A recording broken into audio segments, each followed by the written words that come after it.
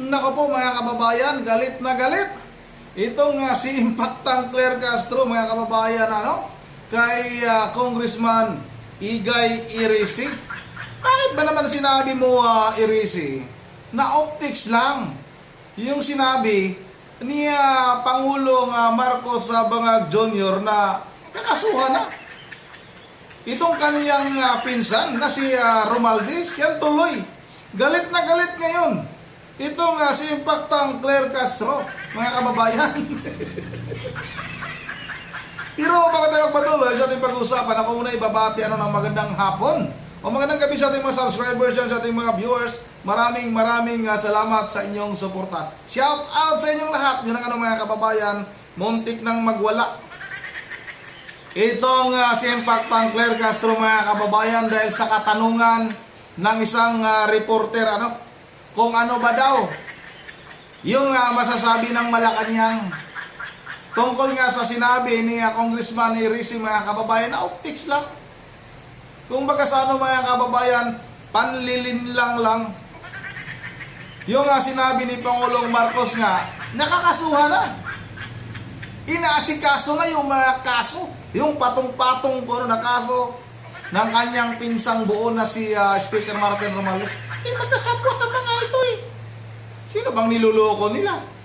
Hindi ba magkasabwat itong mga kababayan, itong dalawang ito para limasin ang pira ng kaban ng ating bayan?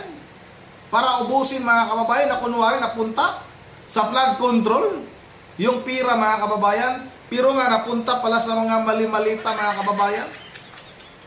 Pinaghati-hatian nila yung pira mula sa proyektong flood control mga kababayan. Ang kaibahan lang, mas malaki ang napunta kay Romualdez at kay Marcos.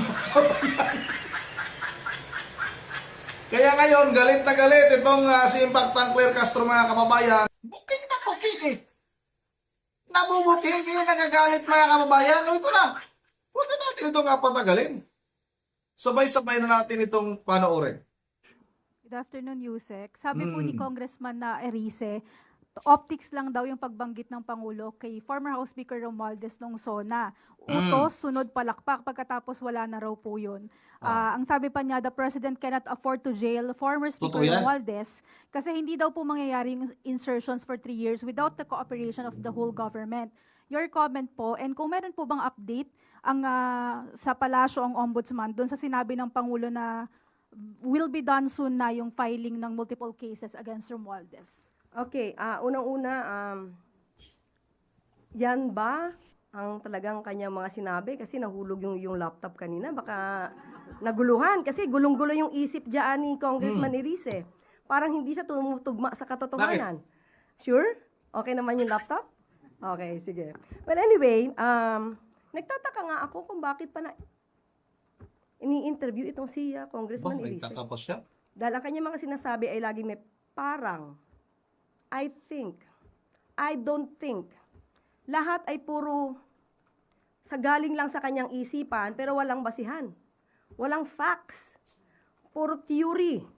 Alam niyo po, sa gobyerno, hindi tayo dapat nabubuhay lagi sa theory. Hindi tayo dapat lagi nabubuhay sa paninira. Nakita ko nga po ang kumbaga yung script ng kanyang pinakahuling interview dito sa One News PH. Kaya tama naman po yung binanggit nyo, Ma'am Julie, no? Bago dyan, meron siyang binanggit patungkol dito na hindi lang flood control projects ang problema, kundi pati yung pagkolekta ng basura. Ang sabi niya dito ay meron siyang alam tungkol sa mga local government na ang tawag ay collect all. Kung saan pinaparatangan niya yung mga opisyal ng local government ay corrupt. So kung siya may alam naman dito, at isa siya sa public servant, at siya ay isa sa maingay na nagtutuligsa, gumawa na ba siya ng aksyon patungkol dito sa mga di umano mga local government units na nagkakaroon ng korupsyon patungkol sa pangongolekta ng basura? Pakitanong niyo po sa kanya yan. Pangalawa, ang sinabi niya dito, again, sabi niya, kasi I don't think that the President can afford to jail former Speaker Martin Romualdez. So ito ay iniisip niya lang. Nakausap niya ba yung Pangulo ng diretso para malaman niya kung anong damdamin ng Pangulo patungkol dito sa mga tao na nasasangkot sa flood control mess? Kasi kung hindi niya nakausap ang Pangulo at hindi niya alam ang damdamin ng Pangulo, huwag siyang magsalita. Sino ba damdamin ng Pangulo? Huwag siyang magsalita na parang may alam siya sa sinasabi ng Pangulo. Wala siyang karapatang maging spokesperson ng Pangulo. Unless papalitan niya ako dito. Diba? So kung ang binibigay niya lang ay yung nasa isip niya, patain niya na yung nasa isip niya. Patayin niya na yung kanya nasa isip. Dahil wala po yung katotohanan. Tanong. Sinabi pa niya, at sinunggandahan nitong si Lord, una sinabi ni Congressman Edice, sinabi daw ni Speaker, if I'm going down, I'm not going down alone. Tapos, sinunggandahan nga ni host, I don't think that the President can afford to jail Totoo naman former yan. Speaker Romualdez. At muling sumagot itong si Congressman Edice, dahil laglagan na yan. Si Congressman Edice ang isa sa pinakagusto kong makausap. Kaharap kayo. Nagamon. At tatanungin ko siya ng diretsyo. Saan nang gagaling ang lahat ng sinasabi mo?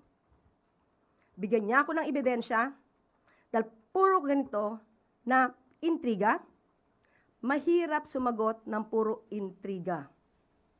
Hindi tayo mga taga-media, hindi tayo dapat nabubuhay sa intriga lang. Intriga at pamilya. So patungkol kay Baka po may update ng Ombudsman doon sa sinabing ng Pangulo na the filing of multiple cases against Romualdez will be done soon.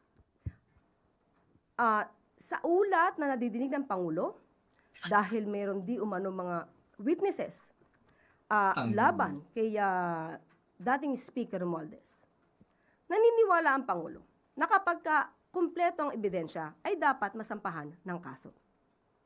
Sino-sino ang unang tumutuligsa at nagsasabing meron silang alam at mastermind di umano ang Speaker?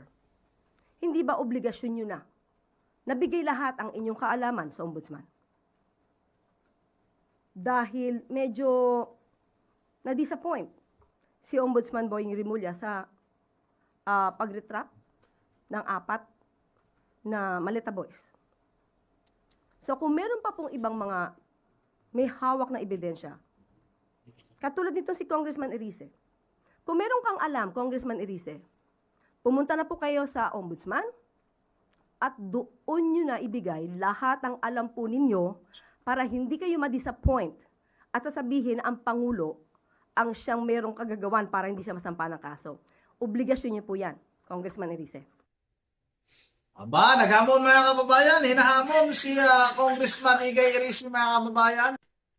Ngayon, magagalit ka dahil nabuking ka. Galit na galit ka kay Congressman Igay Erice. At naghamon ka pa na gusto mo siyang makaharap. Saan kayo magkaharap? Kayo nang bahalang mag-sit ng inyong pagkaharap. Basta ang katotohanan mga kababayan na hindi talaga pakakasuhan o wala talagang mangyayaring kaso laban kay Romualdez. Drama lang. Tama nga, optics lang mga kababayan. Panlilin lang. Yung mga sinasabi nitong si Pangulong Marcos sa kanyang suna. Huwag kami. Kung gusto nyong lokohin nyo na lang yung mga vlogger nyo, mga bangag din.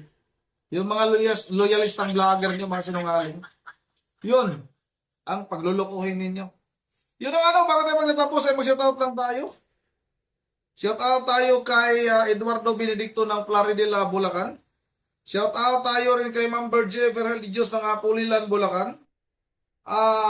Shoutout na rin kay Tony Lau o parang lasing magsalita. Lasing ako o si Marcos. Shoutout na rin kay Andy Malumog ha. Shout out na rin kay Laura Mansin. Shout out kay GB Gumapak. Shout out na rin kay Jolito Miro. Shout out kay Sambubi Sabas. Shout out kay Rod TV. Shout out kay Ronaldo Mandak. Shout out na rin kay Pira Rosales. Shout out kay Member G, Religious ng Pulang Bulacan sa kanyang mga apo, si Coco Junior at kay Sagi. Shout out na rin kay Ma'am Joyce ng Japan, kay Ma'am Maybelline Balicao. Shout out na rin kay Ernesto Plasius. Shout out na rin kay Joseph Discarga. Proyekto nila yan, flood control, ang pira ng taong bayan. Totoo yan. Shout out na rin kay sana yung mga nagpa-shoutout sa atin dito, hindi ko na makikita, ano? Yun ang Ma'am Elisa Borby, shoutout pala. Ma'am Elisa Borby. Yun ang dito lang muna at once again. This is Ronde TV mo, ha? Medyo mahaba na itong video, ano? At ingat ang lahat. God bless bawat isa sa atin.